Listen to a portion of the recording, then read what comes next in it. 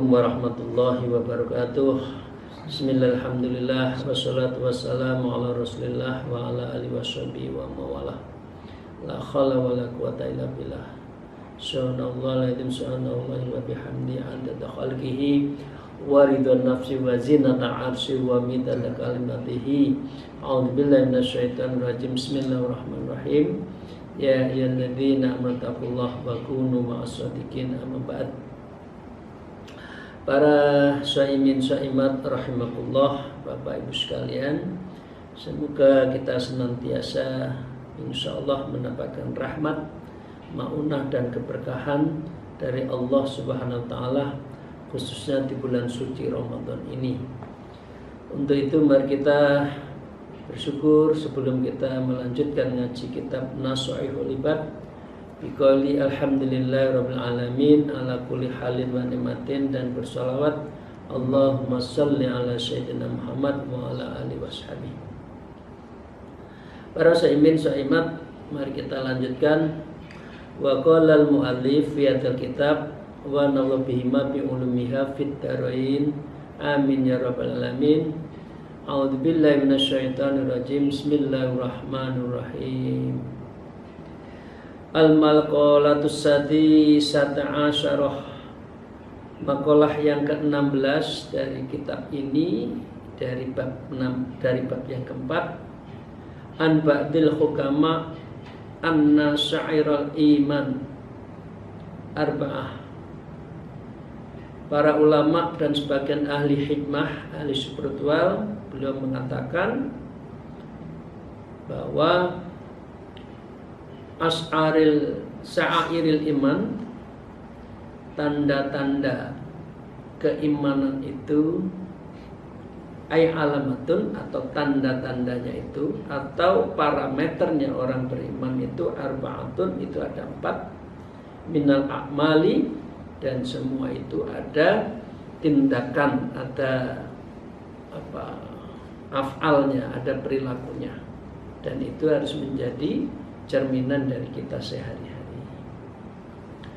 Yang pertama, at-taqwa wa wa fi ta'ati yuradu bihil ikhlas wa fil ma'siyati yuradu bihis tarku wal hadru. Yang pertama adalah takwa, yaitu dalam hal ketaatan yang dimaksudkan yaitu yuradu bihil ikhlas, mengendaki ketaatan itu dengan ikhlas. Wahyal maksiati, kalau dalam hal maksiat maka yuradu tarkul bihadru, dia berkehendak yang kuat untuk tarkul, untuk meninggalkan, wal hadru, yaitu selalu waspada.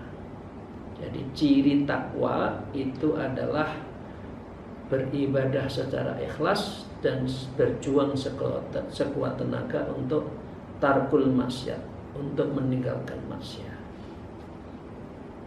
Wakila wa mukhafatu adab syariah, dikatakan oleh di satu pendapat bahwa takwa itu adalah adab syariah, adab-adab syariat. Jadi Bapak Ibu bisa lihat, kalau kita sholat ada syarat, rukun, wajib, dan itu semua ada adabnya, maka syariat yang mengatur tentang ibadah sholat, ibadah puasa, dan lain sebagainya itu harus dipakai mukhafadatu adab syariah. Jadi adabnya juga harus dijaga syariat itu. Bukan yang penting saya sholat, yang penting saya puasa ditunjuk-tunjukin banyak orang, kemana-mana cerita saya sedang puasa, itu berarti tidak pakai adab syariah di dalam hal takwa. Wakila huwa iktadi bin Nabi sallallahu alaihi wasallam, Rasulullah sallallahu alaihi wasallam juga bersabda, qaulun wa fi'lan, ya, maka takwa itu adalah meniru apa yang disampaikan ucapan Rasulullah dan apa yang diperbuat. Itu definisi dari takwa. Yang kedua, para syaimat wal haya, harus punya rasa malu. Wa walladzi khalaqallahu ta'ala an-nufusi kulliha, yaitu bahwa ada dua, yaitu haya, yaitu terhadap apa yang kita kesehariankan itu terhadap Allah, ya, dan kita itu selalu menjaga seluruh jiwa kita setiap saat. Malu itu ada dua, kal haya'u minal kasfi al aurati wal jima'i bainan nas, yaitu malu secara nufus, secara nafsani, yaitu malu seperti halnya adalah ketika dia malu min kasfil aurat, ketika membuka aurat, wal jima'i, dan kita melakukan bersetubuh bainan nasan, di hadapan manusia. Nah, itu gak boleh. Itu kita harus malu melakukan seperti itu. Jadi malu yang pertama adalah malu secara nafsani, ya, nafsaniyun wa walladzi khalaqallahu ta'ala nufus kulliha. Ini pengertian malu secara nafsani. Yang kedua, nafsu secara imaniyun, imani, secara iman. Wa wa ayyam na'al mu'minu min fi'lil ma'asi khaufan min Allah ta'ala. Malu yaitu dalam hal beriman, yaitu menahan diri dari perbuatan maksiat, ya, min fi'lil ma'asi, khaufan, yang itu semua dilakukan karena takut, min Allah ta'ala, dan kepada Allah subhanahu wa ta'ala. Yang ketiga, orang yang disebut dengan takwa, ya, tanda-tandanya orang beriman, yaitu wasyukur, banyak bersyukur, wa wasana alal muhsini bidzikri ihsanihi, yaitu memuji kepada pemberian kebaikan Allah dengan menyebutkan kebaikan Allah, ya.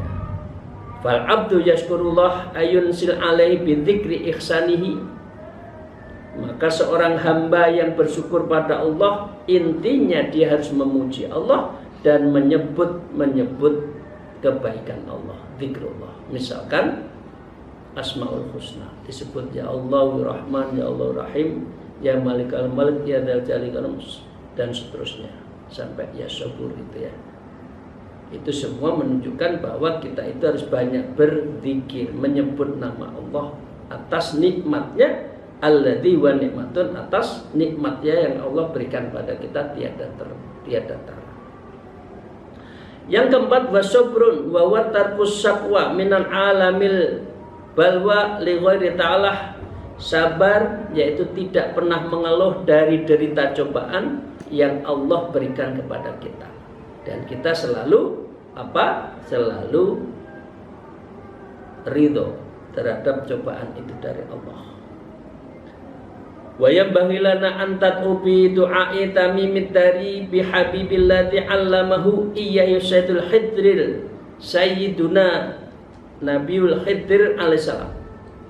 Ini perlu kita amalkan pada saatnya, dan sepatutnya kita membiasakan berdoa. Doanya Sayyidina Tamim Ad-Daraini bin Habib, beliau telah diajarkan oleh Nabi Khidir, ya.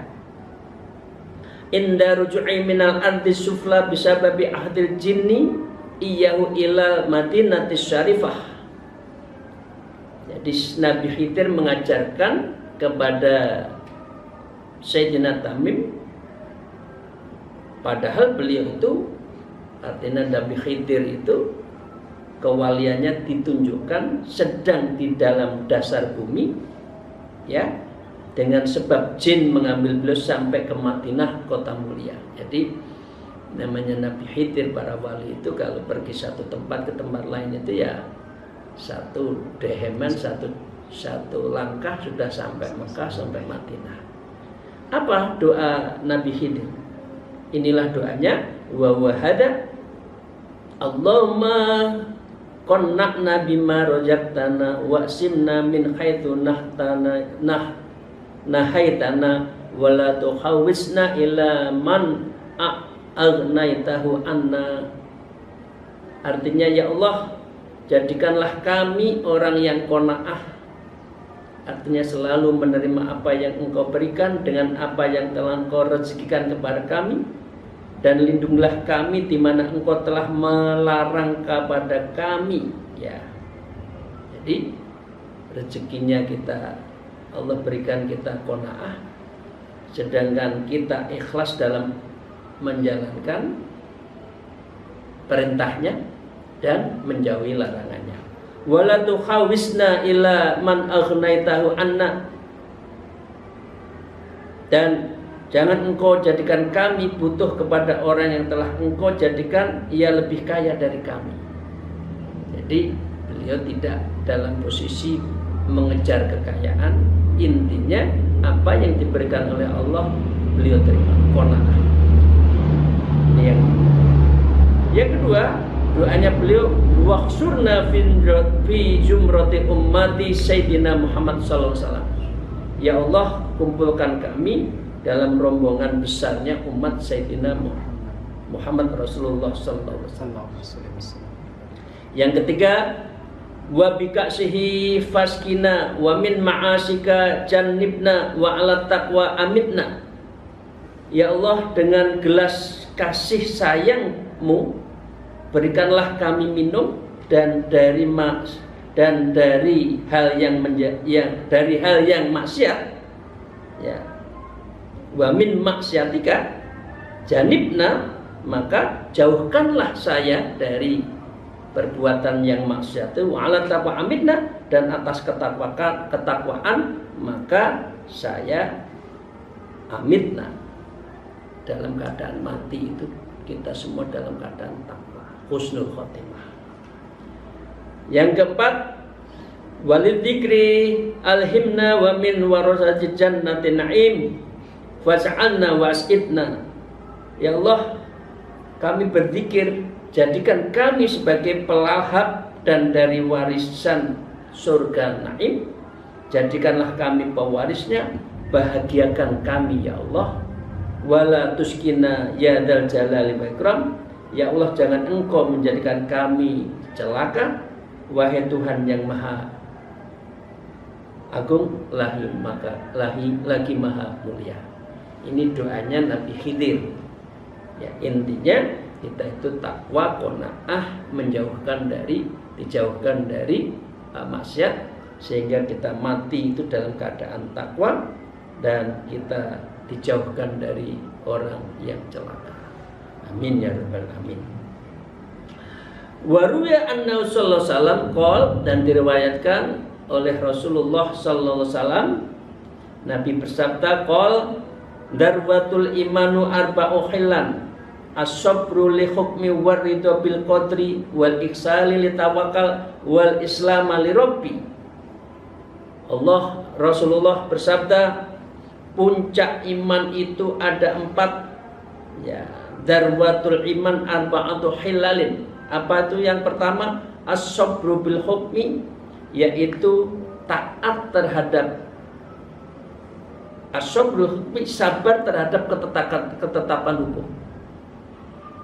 Yang wajib kita jalankan dengan ikhlas, yang haram kita tidak jalankan dengan ikhlas juga, yang sunnah kita perbanyak, yang mubah kita tinggalkan, ya, yang subhat dan lain sebagainya kita sebaiknya tidak menjalankan. Wal ridho bil qadar, dan ridho terhadap takdir Allah. Wal ikhlasi, ya, dan kita ikhlas lit tawakal, untuk tawakal. Ya, wal islam li rabbi, dan kita berserah diri pada Allah. Kemarin kita sudah sampaikan ikhtiar, tawakal, ridho, taslim, kan gitu ya. Ada 4 yang harus kita lakukan di dalam hal menjalani hidup itu. Yang pertama adalah kita senantiasa ikhtiar terhadap apa yang kita inginkan. Kalau sudah itu adalah takwa, tawakal, dan setelah itu kita ridho terhadap putusan, dan yang terakhir kita menyerahkan, taslim terhadap apapun ketentuan Allah. Para shaimin shaimat rahimakumullah, Al-maqalatu sabi'ata asrotah. Makalah yang ke-17 anin Nabi sallallahu alaihi wasallam qol ummahatu arba'atun.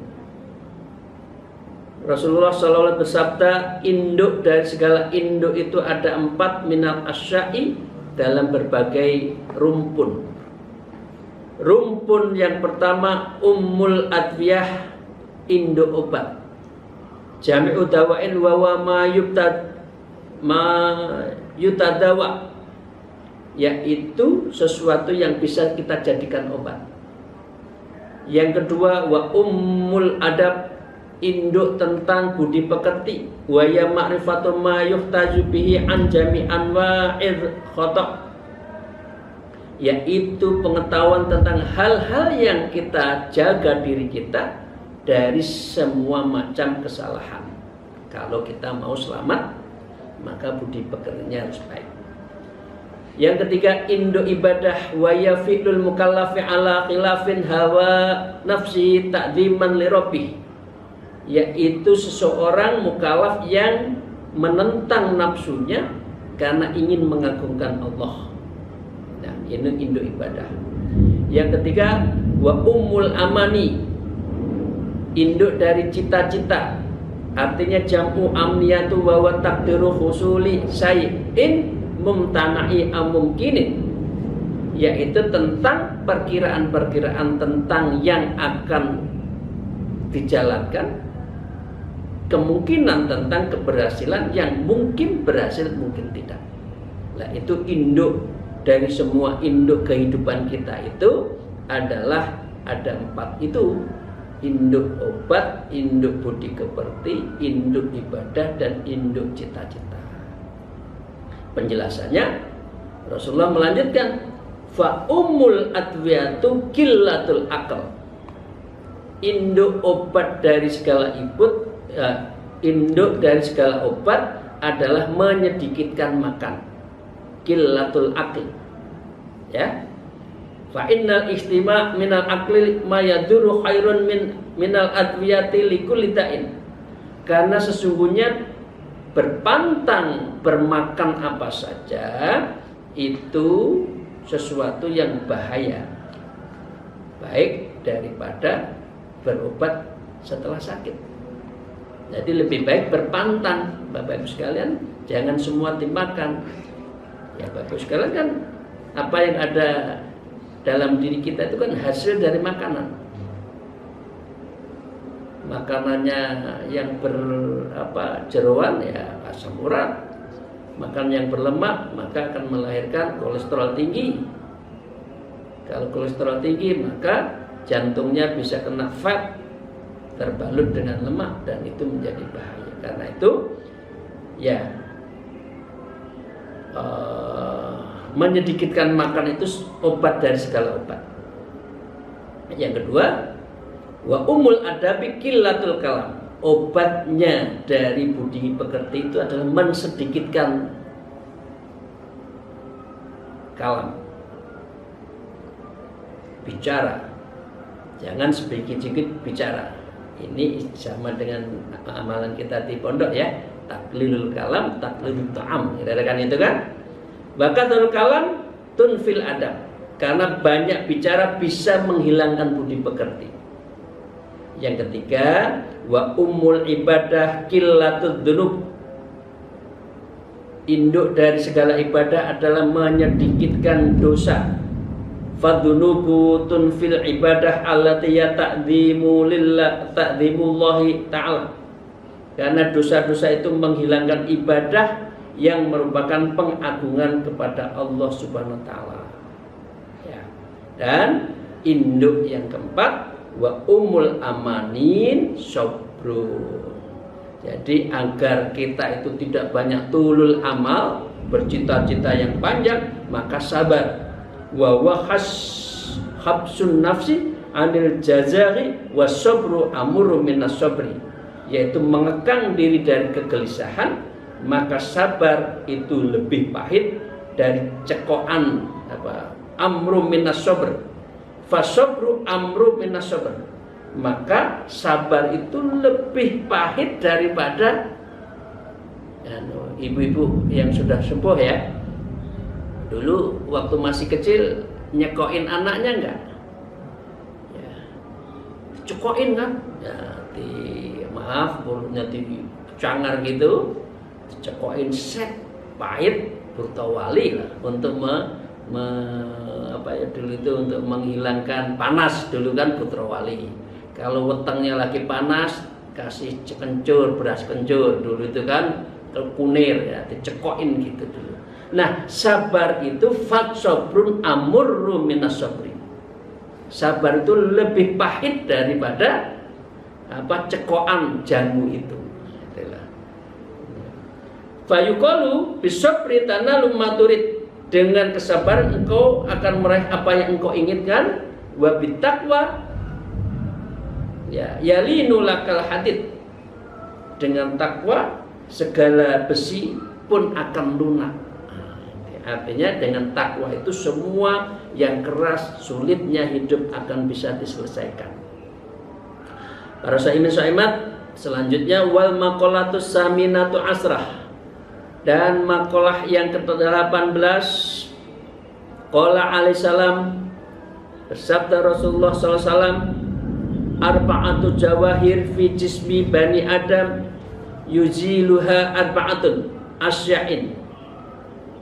Ya, 4 mutiara di dalam diri anak Adam yang bisa hilang mutiara itu karena 4 hal.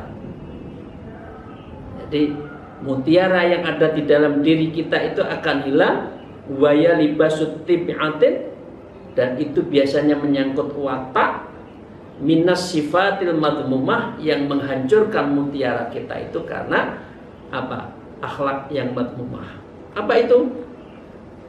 Ammal jawahirul fa'aql, permata tersebut adalah akal. Wa wajharur rohaniyun khalaqallahu ta'ala muta'alliqan bi badanil insan. Akal merupakan permata rohani yang telah diciptakan oleh Allah yang berkaitan dengan tubuh manusia. Ini kan mutiara. Yang kedua agama.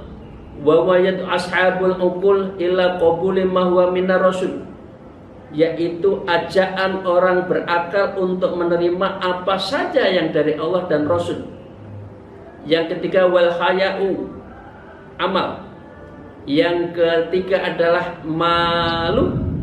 Yang keempat adalah amalus soleh, ain khalis, artinya yang ikhlas. Nah, 4 ini mutiara. Tapi 4 mutiara ini akan bisa hancur, ya.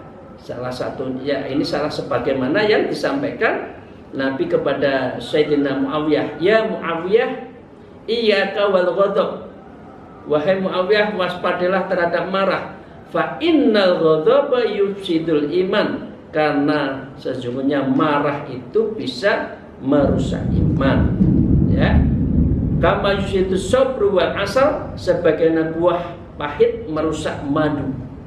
Ini bagus banget itu hadis riwayat Imam Baihaqi. Ini peribahasanya bagus. Ya, fa innal ghadab yusidul iman kama yusidu sabru wal asal. Jadi madu yang bagus hancur karena buah yang pahit dikasih sacrut gitu, sudah madunya jadi tidak manis. Yang kedua, ya, kedengkian. Wal hasadu yungziluddin. Ya, bahwa hasad itu bisa menghilangkan agama. Wa tamanni zawal nikmatil ghairi ayyasari'ah, karena dia akan kehilangan kenikmatan dari orang lain agar tidak ada nikmat pada orang lain itu, ya. Ayyasari'at, yaitu syariat. Nah, di dalam sebuah hadis disebutkan, qala Rasulullah SAW, iyyakum wal hasad fa innal hasada ya'kul hasanat kama ta'kulul narul khotob. Ini berkali-kali kita baca, ya. Ya, wahai kita semua, jagalah engkau jangan sampai hasad, dengki, iri. Fa innal hasad ya'kul hasanat, Karena hasad itu akan makan kebaikan seperti halnya api memakan kayu bakar yang kering. Jadi Bapak Ibu sekalian, kalau kita difitnah orang, nggak usah dibales. Itu akan transfer of pahala nanti. Jadi pahala orang yang hasad, yang menfitnah kita itu akan pindah ke kita. Itulah yang disebut siapa yang orang rugi adalah orang rugi itu salah satunya adalah orang yang hasad karena amalnya pindah. Ya, sehingga dia adalah orang yang pailit, orang yang rugi. Hati-hati kita jangan hasad. Ada orang teman yang bahagia, justru kita doakan moga-moga lebih berkah. Jangan malah dihancurkan. Naik pangkat gimana caranya nggak jadi naik pangkat, misalkan temennya itu, jangan. Ya. Itu qala Sa'ir Ibnul Mutaqarrab. Ya, ini saya baca saja. Ala kulli man ala kulli man batali hasadin atadri ala man asa'ta adab. Ingatlah, katakan pada orang yang bermalam yang menyimpan kedengkian kepadaku, tahukah engkau terhadap siapa engkau berbuat jelek budi pekerti? Pasti. Asa'ta ala Allah fi fi'lihi idza anta lam tardali mahuhiba. Engkau telah berbuat kurang ajar terhadap Allah di dalam perbuatannya apabila engkau tidak rela kepadaku dan apa yang telah dikurniakan. Loh, Allah sudah mengendaki seseorang naik pangkat. Loh, kok kamu menghalang-halanginya? Berarti kamu kan kurang ajar pada Allah. Kamu melawan pada Allah. Fajazaka rabbi bi anzatati wa sad'a 'alaika wujuhul talab. Maka Tuhan akan membalasmu dengan memberi tambahan kepadaku, artinya transfer of pahala, ya. Sementara engkau terkunci jalan usahamu, tidak bisa maju karena apa, amalnya hilang. Jadi Bapak Ibu sekalian, itu yang kedua ya. Jadi marah itu yang bisa menghancurkan akal. Yang kedua, dengki yang menghancurkan agama. Sekarang wattama yuzilul haya. Orang yang tamak itu akan menghilangkan rasa malu. Lalu tamak loh, semua diambil, nggak ada malunya. Makan ini makan situ, padahal temennya banyak, tapi diambil semuanya, temennya nggak dapat, nggak ada malu. Ya, rezeki juga gitu, semuanya diambil. Nah, yang keempat, Bapak Ibu sekalian yang saya hormati, wal ghibah tuzilul amalis soleh. Dan ghibah itu dapat menghilangkan amal soleh. Kalau hasad itu membakar amal hasanat, kalau ghibah itu adalah menghilangkan amal soleh. Jadi ayat karus saksu masawiyat insanu fi ghaibatihi wa hiya fihi adalah seorang yang menutur aib seorang manusia di waktu ia tidak ada, dan cerita itu benar pada orang yang tersebut. Artinya munafik, orang ghibah. Kalau ada orangnya dipuji-puji, tapi kalau tidak, waduh, sak dawa-dawane lurung sik dawa gurung, ya. Jadi mulutnya itu tajam sekali untuk menghibahkan orang lain. Itu adalah tuzilul amalis soleh. Itu akan menghilangkan amal soleh. Ya. Wa illam takun fihi faya buhtanun. Dan bila tidak ada padanya maka cerita itu adalah kebohongan. Berarti bohong. Muji-muji padahal tidak. Kan gitu kan? Kalau nggak ada dibully. Ya. Wa in wajahu biha fawasatmum. Dan bila itu diturunkan di hadapannya, maka itu bisa jadi akan fawa satum, maka ia adalah kecaman. Artinya karena itu orang ghibah itu biasanya tidak berani di depan orangnya, mesti bisik-bisik dengan orang lain saat orang yang dighibah itu tidak ada. Bapak Ibu sekalian yang saya hormati, demikian apa yang kita kaji pada hari ini bagus sekali.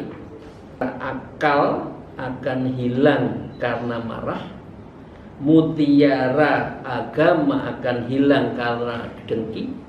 Mutiara malu hilang karena rakus. Mutiara amal soleh hilang karena ghibah. Itu sabda Rasulullah SAW, dan itu bisa kita pegang dalam hidup sehari-hari. Demikian, terima kasih. Semoga Allah meridhoi, memberkahi, dan memberikan syafaat Rasulullah kepada kita, sehingga akan meringankan apa yang akan kita jalani di akhirat nanti karena syafaatul utsmah. Mohon maaf atas kekurangan saya. Akhirul kalam, alfa minkum, wallahul muwaffiq ila aqwamit thariq. Wassalamualaikum warahmatullahi wabarakatuh.